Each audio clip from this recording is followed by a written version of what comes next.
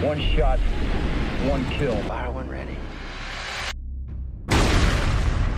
We're basically pinned down, and we're surrounded by snipers. Yeah, everything's great. Good waveform. Excellent waveform. Very strong. That's what I was aiming for tonight. Fertile. My work here is done. It's been a slice, boys. Man, how do you guys feel about it? Like extraordinary rendition. Do you think that's something we should be doing, or not us? I guess the American government just engaged in a mass extraordinary rendition of humans and the riots that follow. You guys been looking at this at all?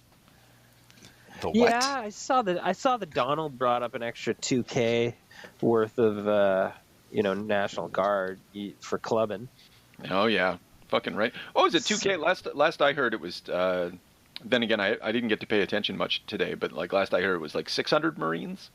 Marines, but there's more. Marines. No. More guard. I said it was not. Oh, more I guard. thought it was 2,000 National Guard. Yeah, I didn't think they were letting him do Marines yet. Oh yeah, the Marines are there. They're given a bit of a crash course in crowd control because apparently that's one thing they're trained for, but like not what they do a lot of, obviously. Yeah, probably not unless you're like fleeing Kabul or something. Yeah, exactly. So like you're used to just fucking massacring villages. So cleaning like up now, the mess. Yeah. So this is fucking happening exactly the way I worried it was going to happen. Yeah, man. Oh, you know what? I'm really impressed by some of their tactics, though. Like the like hiring those like people summoning those electric vehicles, those Waymos, and setting up barriers with them, like the cars, and setting some of them on fire. Yeah, brilliant. Oh yeah, because the electric fires are not controllable, right? The batteries are a power plant. Yeah. A friend of mine was partnering with someone in America. They're trying to build like a fire retardant system for fighting electric car fires. Right. Yeah. And you basically have to put the best way to do it is just put a dome over top of them, and just cut off its oxygen. Yeah. Just let it kind of, but you just fucking spray shit at it. So you're gonna have to come in with a fucking truck, I guess you can fire it. You can put out the fire with, regular fire retardants and whatnot. But still, though, to do a good job, they're going to have to come in with a crane and a box and just snuff them out like candles. Brilliant. This is brilliant.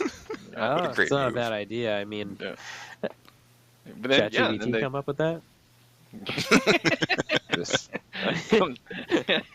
Why don't you consider snuffing the fire out? If you consider it a dome?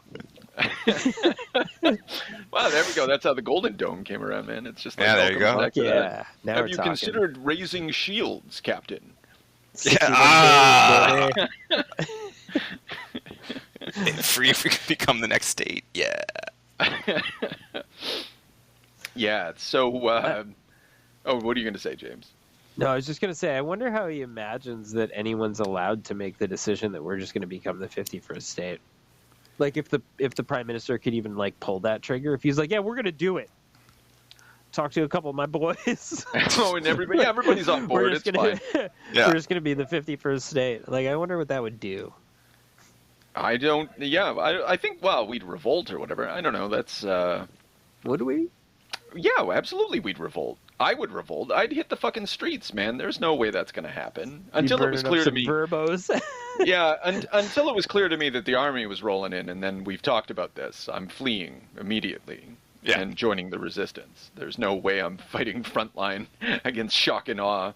I already told Lindsay, I was like, I'm going to form some sort of small militia in the bush and just would do terrible things to the invading army, like Inglourious Bastard style shit. Yeah, get, in and out. Get the Jew bear in here, and just. I knew it. I knew you fuckers would operate from the woods. Oh yeah, man! Leave them hanging, swinging from lampposts and shit. Yeah, it would almost be like some kind of rogue mission. It could be. Yeah, off the books. Off the books. Yeah. Which brings us to here we are. We're pinned down today, and it's been a while. The last time we recorded one of these was 2022. So it's been a minute. with here on Pinned Down, I guess, / Extinction Agenda with James. James. You could say your name. It's Adam too. Yeah, Adam's here. And Adam. He doesn't. Yeah, there we go. Okay, There sorry. Welcome back, Adam. Friend of the pod. Thanks. Military expert extraordinaire from our war correspondence desk. And Aficionado. so, yeah, Of we stolen had valor. Did you say stolen valor? Classic Adam behavior. Yeah, Colonel Adam, as he goes by nowadays. yeah. That's good. Been some promotions over the last 3 years, so It's I recognize it. Yeah, climbing those ranks. I salute.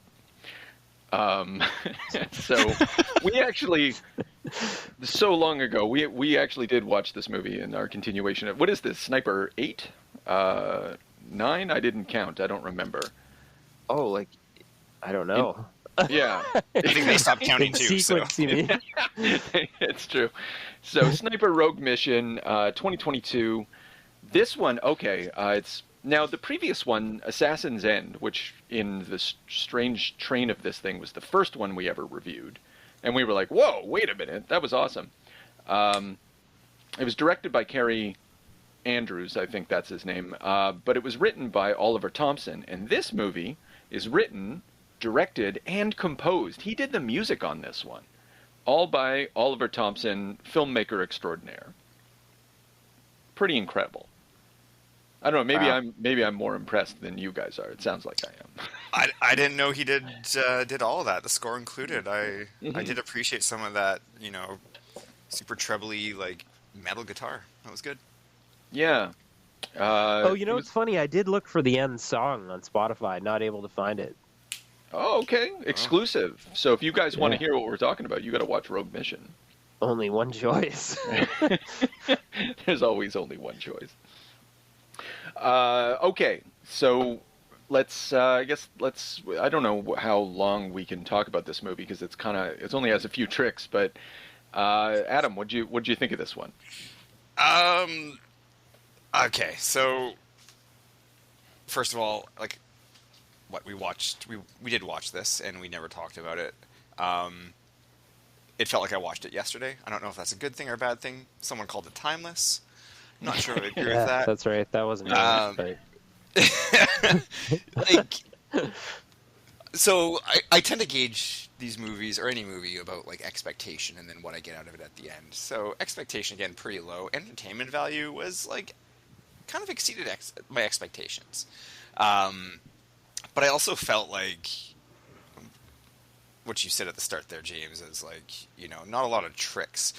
There was a few different ways I think this movie could have gone. There's it was when Gabriel was in the office with Beckett and he was like, you wanted the red tape and and it's that classic red tape, the government and the operations and then that kind of just didn't get explored at all. He called it the land of red tape. There's perfect opportunity there. Gabriel's the jaded bureaucrat, all that sort of stuff. And then, I don't know, kind of meandered for a long time and, gets the story. I also like that everyone in this movie just thinks out loud because it's just sort of you just kind of fucking speak the audience. It suffers from a lot of TV-itis, I think. Yeah. The other thing I noticed, too, no one in this movie, all the quote-unquote snipers, no one's actually, it's poorly positioned sharpshooters. So no one I'm watching the opening scene right now and Beckett is on the roof talking to Zero. Beckett is sitting on a milk crate standing in front of a bunch of bright white lights. Clearly not hidden the way, his dad would be just fucking sorely disappointed. Oh yeah, he'd be covered in dust and laying one flat. Shot, one kill, 80s dad would ream him out. Even on the scenes towards the end with the shipping containers, they're all kneeling and on one knee, taking a knee and standing up and all that. And then I realized at the end of the movie, the last scene where Mary Jane picks up the hitchhiker, what's her name, Lake Girl, and just stabs her, and it was kind of like a revenge movie, but there was none of that revenge throughout the whole thing. Like, she was very much a victim, very passive. So yeah, I don't know. Second watch, very familiar, remembered a lot of it, was still entertaining. I did kind of like some of like the few little pieces of comedy though, like the guy, what's it, Intelligence Pete, the guy he played Big Head in Silicon Valley, like almost the same character, just a little more like jaded and mean. But I did really like, if there was one like comedic scene where it's like, it was like, you know, where he shows that picture and Beckett's like, enhance, and he's like, oh, right. No, like, why would he show you the low quality version? And I was like, that was kind of a good like shot at all these movies, like enhance. Yeah. So all in all, I mean, I watched it over a couple days. I made the mistake of watching this on transit, especially the opening scene. That probably wasn't a good idea. A lot of people looking over my shoulder being like, what the fuck was this? What an asshole. But whatever, it's transit, so you can deal with it. But yeah, I mean, I was like, yeah, didn't feel like it was a total waste of time. Yeah, I was somewhat entertained, but like not like super, you know, on the edge of my seat. What's going to happen next? Again, because I remember it so clearly from 3 years ago. Yeah. I like. I was really entertained by it this time. I leaned into the fact that it's goofy as shit. Like, that's what these movies apparently are careening towards. Yeah. I think we can expect that in the next one, too, because it's the same Oliver Thompson guy. Yeah, you're right, though. Like, all the sniping is out the window. Like, all the... Yeah, like the guns hanging out. Like, it's just like, oh, broad daylight, white building, black gun. I will say the villain, though, like, the main villain guy, I thought was, like... Dax? Yeah, he was fucking great. Yeah. He was, like... When he loses his shit and he just like smashes that chair, he's like, fuck, and just like loses it. He was great. Maybe the best character in the whole movie. Yeah, he's like a menacing Buscemi. It's very. I thought he did a great job. I didn't believe that he could fight Zero at the end, though. That struck. Like, I know of all the things for me to be like, that doesn't make any sense, because he's just like a skinny like emo. Totally. Oh, no, I thought that was ridiculous too. I was okay with that. He was a mercenary, and he had an edge to him. He had a confidence to him, and he had all those other mercenaries sort of falling in line. I felt the big guy sort of told him to step back a couple times, but no one else did. So I thought there was a. Also, I thought the fight choreography was great. Like between him and Zero. I'll admit. Like the elevator fighting and the. Yep. I don't know. There's some kicking. There was some grimy judo throws. There was some real shitty like elbow work and stuff, like close quarter dirty boxing. And I don't know. It was a good fight. It was a banger. Yeah, that scene where they were in that coffee shop. Like, that was. I mean, obviously, I think that was the high water mark for me. Also had kind of like that Western feel to it at the end too. Like, they'd almost like everyone was gone, and there was some sign painted on the back of the wall that had like this old-timey kind of thing. Choreography in that scene I thought was great. Also, I think it... like, oh, he's reading Tolstoy, War and Peace. He's not turning a page. And then he calls him out for being sort of like almost racist. Yeah, your racist stereotype happens to be true. Yeah. Like, I think this movie is smarter than it has any, than it really ought to be. We'll go to the coffee shop thing. Like, the way the camera is always moving around, and the way it's tension, set up, and then like for the punchline of the joke, and like they're in the same building, sniping from almost precisely the same location, but just with a floor. And I was like, oh, that's such a good reveal.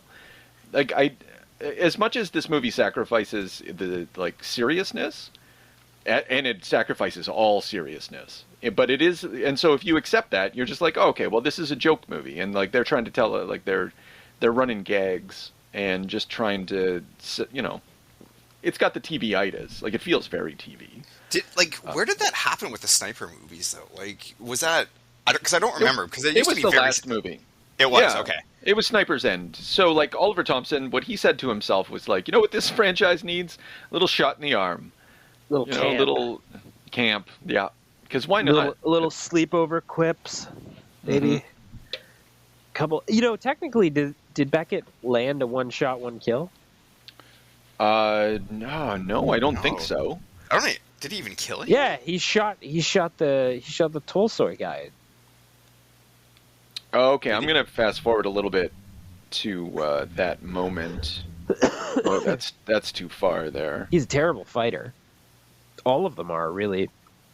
He does a pretty good job against. I mean, I guess they won all their fights, but like just barely, just to say. Yeah, I don't know, but the fact that he can fight at all is stupid. Because again, like the original Beckett, he doesn't get into hand-to-hand fights. If he does, it's grimy. You know, it's not like a martial arts fight or whatever. Yeah, I don't know what the value of him getting into fights is. Like when he fought like Lady Death, fucking stupid names, and like this is such a Intelligence Pete. yeah. Everyone, at least, but it's also self-aware. You know, they. Yeah, I don't think Beckett kills anybody. I'm looking at the thing. Like, who does he shoot? Yeah, he shoots the big guy in the fight. Oh, you know, like later on shop. after she's fought Lady Death. After he's fought Lady Death, sorry, or yeah. The finish of the Lady Death fight. I'm pretty sure it's him that blows his head off. Oh, okay, all right. Well, that would make sense. But I think that's the only. But I mean, Oh, I'm yeah, gonna that's give him a right. Yeah, it pass. is. It is. Except I'm about for- to see his except for brains being- blowed out. Except for being really bad at fighting, still technically is holding the one shot, one kill. Yeah. Oh, there we go. Oh.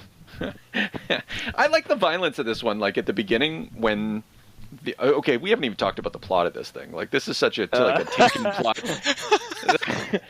It's fucking dumb. So, but when they just start slaughtering the cam girls for reasons I don't understand. Like it's not quite clear to me in what way their situation is better if the cam girls are all murdered. Like they could have just escaped, right? Like Yeah, like if they let them go, mhm. it would be hard to see and just destroyed the location and bailed. To me, I think it's hard to imagine what risk any of them would pose to their group. Yeah. Well, and also now it's like human trafficking and murder. So Yeah. You know, and they're like, oh, they can identify us, and it would have been a perfect crime otherwise. I'm not sure if that's the case, right? Like, I don't know how many crimes are, maybe in trial, it's a problem that you know, if there's an eyewitness or whatever, that's like, but as far as investigations and arrests go, like, they don't need an eyewitness. They're investigating. They're watching you. yeah, So, and clearly they were. But fucking Cusimano, man. Cusimano. Dirty fucking CIA crooked. Are they the CIA in this? They are, right? Yeah, I think so. I mean, He is. Beckett's Yeah, the CIA. Beckett And I Gabriel. thought Zero's FBI. Zero's Homeland Security. Oh shit. Oh boy. And so Cusimano is Homeland Security. I And don't so know. they- I don't know if it's ever said what Cusimano is. Well, I just assume, Is like, he- okay, if Zero's FBI, Buddy's CIA, and Zero's then Homeland. oh, Zero's Homeland. Sorry, pardon Yeah. me. And so Beckett is CIA along with Gabriel, and I guess Cusimano must be as well. I guess so, but it's never really like explicitly explained. Like all we know No, is because he can't arrest anyone. He's the CIA. They don't that's what do Beckett that. tells him. He's like, you don't know, this isn't Yeah. our job. Well, yeah, that was they covered that too. Yeah. But citizens arrest, you know. But no, because like at the beginning of the movie, Zero's like, "Hey, did Cusimano make that arrest yet?" And Beckett's watching him with a gun, very, very professional. Right? Yeah. And he's like, "No, it hasn't made the arrest yet." And like, but then the movie contradicts itself throughout. Like, there must be something that we didn't pay, some nuance that we didn't gather. This movie's too smart for that. Yes, this film. I'm just going through a gallery of Jocelyn Hutto there. Hudon? Is that Mary Jane? Yeah, she has a lot to offer. Oh Toronto. yeah. She's a director, producer, and actress. Oh no, kidding. We should cover her movies after this. You know what I'm saying? Big business. She's from Toronto. Is she? Okay. Yeah. So she was she's in the National Ballet. Canadian classic. Yeah, Oh yeah. wow. Not to get too far ahead of ourselves, but the third movie of the ones that we need to catch up on is also is directed by a Canadian. I don't know who else is involved, but anyway, Canadian director. So there's Canadian. This is why you fucking Americans can't fuck with us, because we're on the inside already. The calls from coming inside the house. We're inside your sniper movies. Jesus. Okay. Cusimano is the deputy chief of the United States Border Patrol. There we go. What the fuck? Really? Okay, Who's so we've just Cusimano? got like all this interdepartmental bullshit. Hey man, that's the way the bureaucracy goes. Yeah, it's wild. And so he's just like, okay, so he's just moseying on over to the CIA headquarters and like, I guess so, giving them shit. yeah. Oh, did I show up in time to see you hand in your badge? Like, what the fuck? I'd be like, that fuck was off, nice. Larry. Go back to your department, Larry. You fucking Is this your shit. floor? Yeah, Dude, it's your floor. Yeah, it didn't. We're in the I just- CIA here, so. Yeah, we just came from a fucking human trafficking massacre. Fuckface. I don't even know, like, given the state of communication between things, like in a pre 9/11 world, it would have been like the left hand would not have known what the right hand was up to, which might still be the case. Like, fucked if I know. That's probably the case. It might have made a better movie too to be fighting from 3 different angles. But That would have, yeah. That's a bridge too far for this. Like, I don't think Oliver Thompson can. Like, he can make very clever jokes about puzzles and puzzle podcasting, but that was actually very funny. Yeah, I found it. it was it? I just thought it was kind of. I was like, you actually look that up. Like, and this is, I guess, No, he couldn't have done ChatGPT at that point. Not revealed. So he read a book. He used a Google. To like figure out the about jigsaws at the end when he's describing like, oh, she just did a something, and I assume that that's a true thing that actually happens because I don't think about jigsaws that much and how they ought to be described. Sounded me legit either. to me.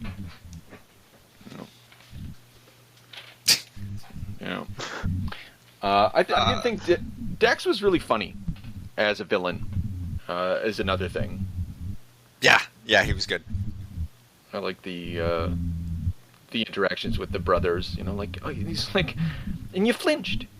Give it to your brother.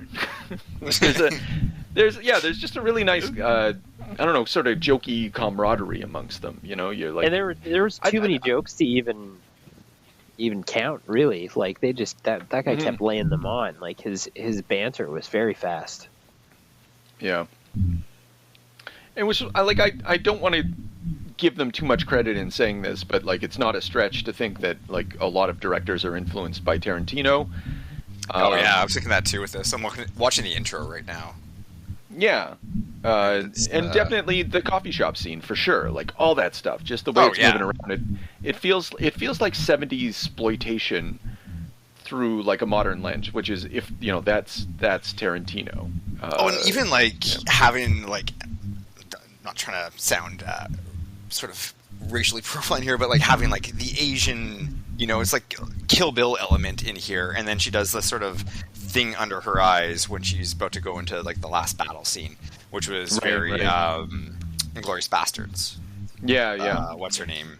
Shoshana puts those red lines under her eyes when she's in the movie at the last scene, or one of the last scenes. Oh, okay. Oh, wow. I did not remember that. Well, but still, though, yeah, all that stuff. The zoom ins and like I find there's probably a ton of other influences, but it resembles that. And there's worse things to try to resemble. Like it's fun. It makes a lot of fun out of this thing. Yeah. Just looking at my notes here. Sun-kissed Fanta. Yeah, It's this really is gonna this clean actually me up. great. This is a great review headline. I don't mind watching B movies. Some of them are actually quite good. So Yeah, there we go. That's what this ended up being. Is just like a B movie that was. That's what I mean, man. competent. Low expectations, high reward. Like, I don't know. I watched Oppenheimer and had very high expectations, and I wanted to shit my pants when that thing was done. Like, it was, yeah. anyways, this low expectation, somewhat entertaining. I'm happy. So better Give me than this on a Oppenheimer. I'm hearing. Oh, here we go. A Sniper Purist review, though. 1 star, most ridiculous installment of the whole Sniper franchise since 1993. That's fucking. I mean, yeah. What are you doing? That's I mean that might be accurate, but it's still better than Oppenheimer. You can put that in the reviews. Yeah, That's on Come the at book. me. Not up for debate. on record. Yeah. So yeah, I don't know. It's like that. Yeah. Again, at the beginning of the conversation, I was like, well, we might not have that much to talk about. You know, like I thought this was. There's nothing about it that was super bad that we have to like make a bunch of fucking jokes about and so on and so forth. It was just like it was a well put together movie that was kind of funny, had mediocre action and good camera angles and stuff like that, and kind of like a better soundtrack than it deserved. Not to say it was super great, but it was a lot of. I think a lot of the fun of this exists in the soundtrack. If you got rid of it, a lot of the tension would dissipate. A lot of the atmosphere and stuff. This was the 9th installment, by the way, and also apparently was available on pirate streaming services 2 weeks before the official release date because it got I leaked. wonder what the downloads were on that. Probably not too high. And no lawyer stopped it. Yeah. I wouldn't worry about it at all. Yeah, no fucking lawyer. If anything, it's going to Crazy. be better for sales. People will rush out. Need to own that. You know, honestly, whatever happened with this movie and whatever the financing deal was and the sales and like we got 2 more after this. We might even get more after. I don't know, man. Like, I guess we'll see. The last one is What's called the Last release Stand, on the last but, one? I think it's this year. I think it's a Yeah, 2025. 2025. Yeah, I was looking at it earlier. So Wow. So I guess I mean, yeah. so we're franchise is still strong. Well, we'll see. Well, I If we- mean, it's going. Yeah. It's alive.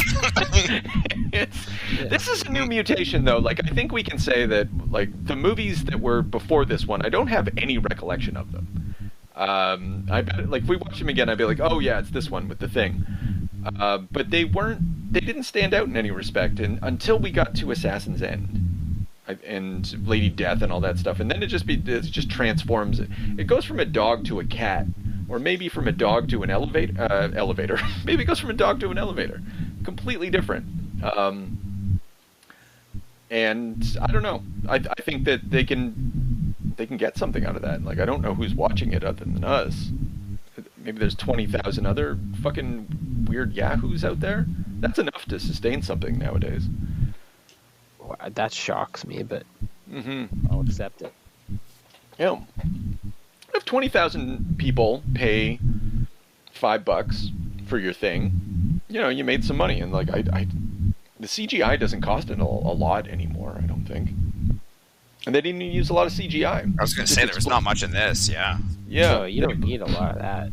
There was the cam girl getting shot in the back. There was the brains being blown out. There was a couple. Anytime there was a gunshot or something, you'd get a little bit of a blood spray. Oh man, I don't know. That I think a couple times they use the old pop packs, like RoboCop style.